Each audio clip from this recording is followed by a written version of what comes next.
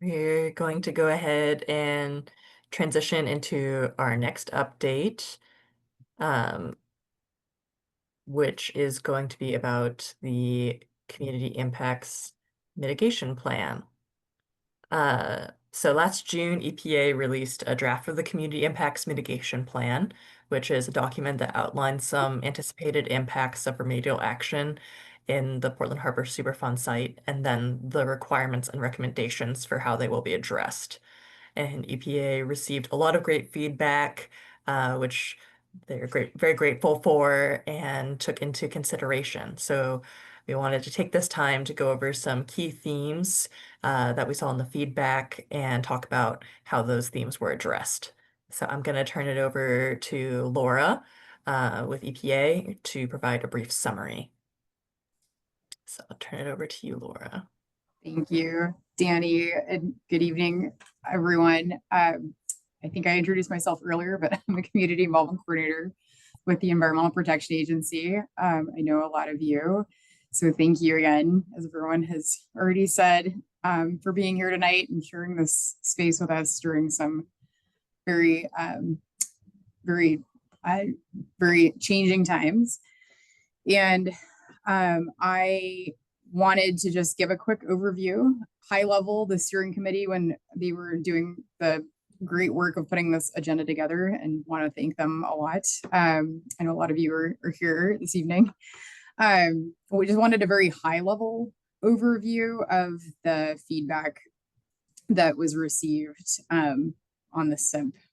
We're calling it SIMP for short, Community Impacts Mitigation Plan is the acronym. And I want to shout out to Danny with Triangle because they've been supporting us with this document, and Ben as well.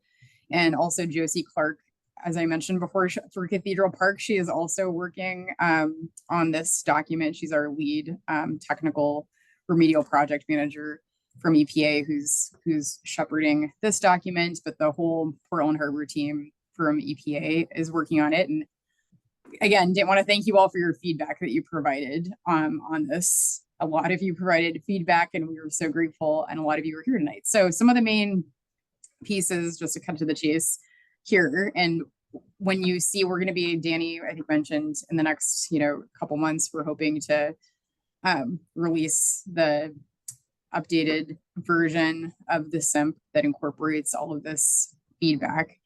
And these are some of the main buckets. And if you have more, questions about how specific feedback you provided was integrated, we can talk more about that or provide a more in-depth presentation on that. So just let us know.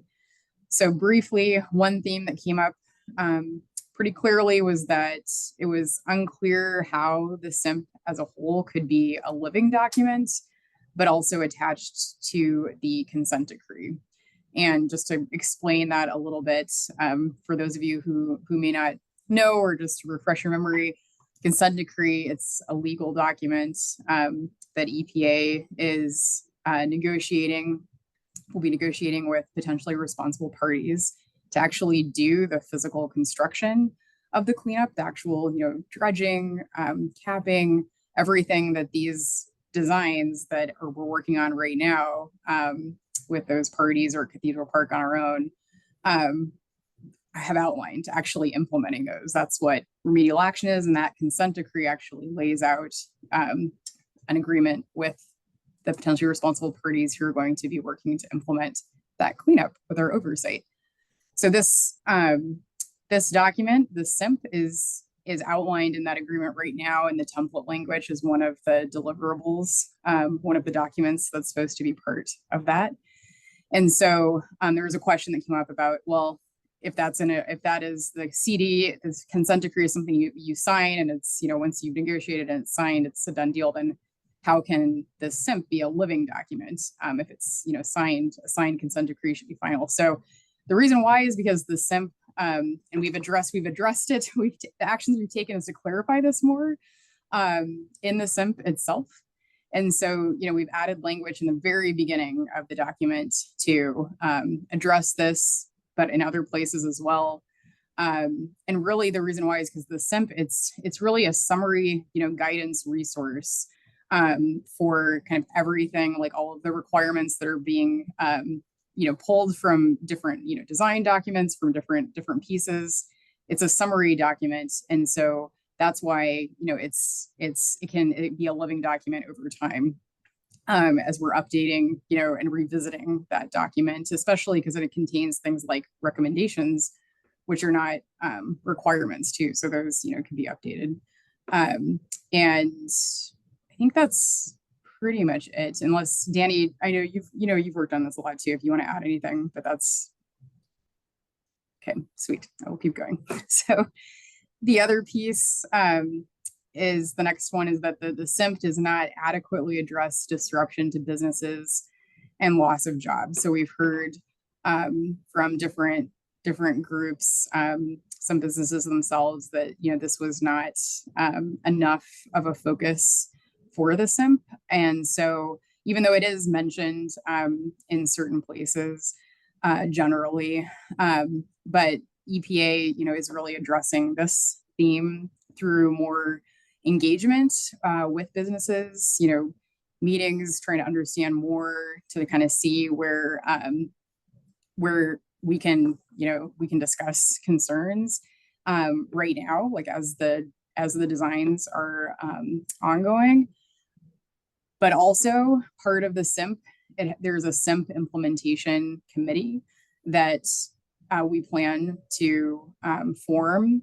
And the thought, right, is that group, which would be comprised of community members and others, so other entities like potentially responsible parties and businesses, who feel like there are going to be impacts, would be welcome to join that space, so that those concerns could be further addressed in that space. So really the SIMP, that's the mechanism kind of long term for that concern.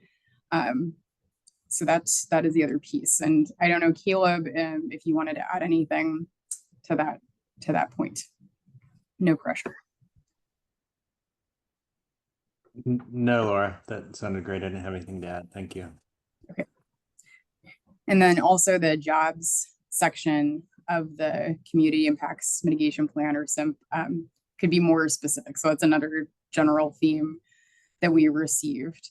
And that one, that is right, as it says in here, those are recommendations. EPA can't require hiring or job training, but we do have a program that we can apply called the Superfund Job Training Initiative, but it's still recommendations. So we took some action there and revisited the job section of the Community Impacts Mitigation Plan, and did some other things too. Like there's a specific part for that section that references and now what we're calling Appendix C. So there's some model requests for proposals in that section that provide some more specific hiring and retention policies. So they're actually, it actually shows a request for proposals, actual scoring template that is recommended, right? This is, again, something we can't require, but a recommendation that we really hope that that potentially responsible parties who are going to be signatories to the consent decree will review and strongly consider. And so we also, mention that, that could become part of a communication plan and kind of overall strategy as well.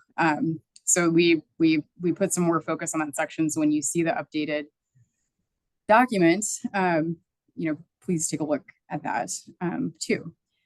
And then the last general category is the difference between remedial action requirements and remedial action recommendations. It's not always clear.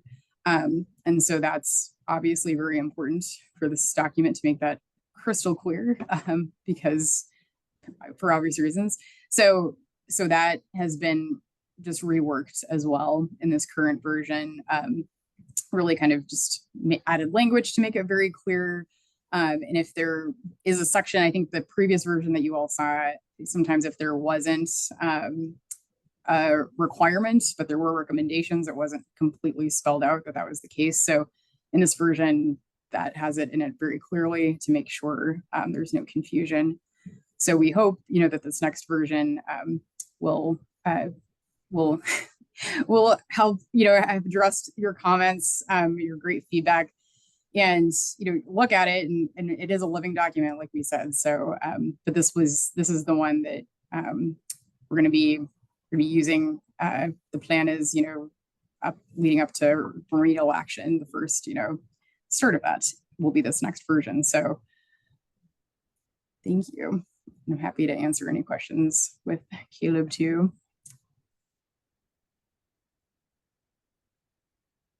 Yeah, any questions can be put either in the chat or you can raise your hand.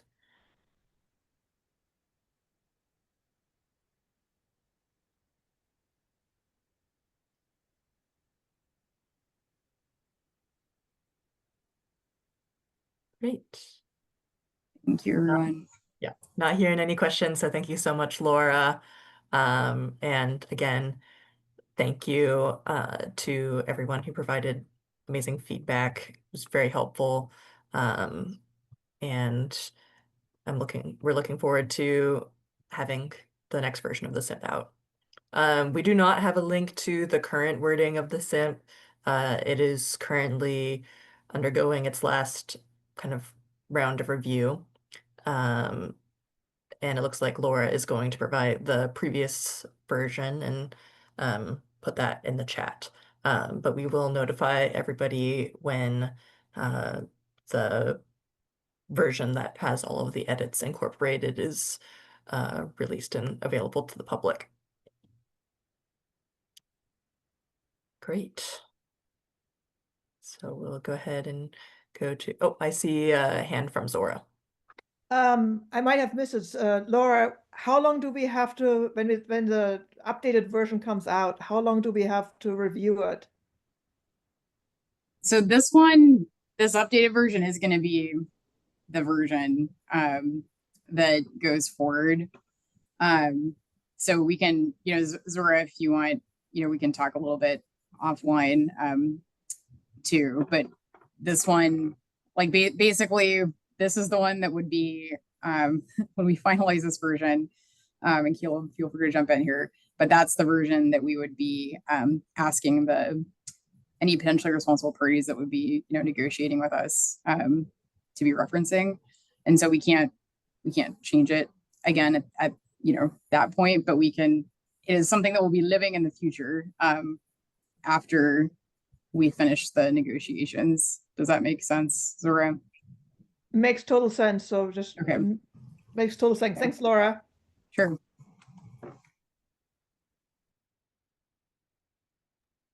Great. Yeah, and seeing some more thanks to Laura in the chat. So yeah, thank you, everybody.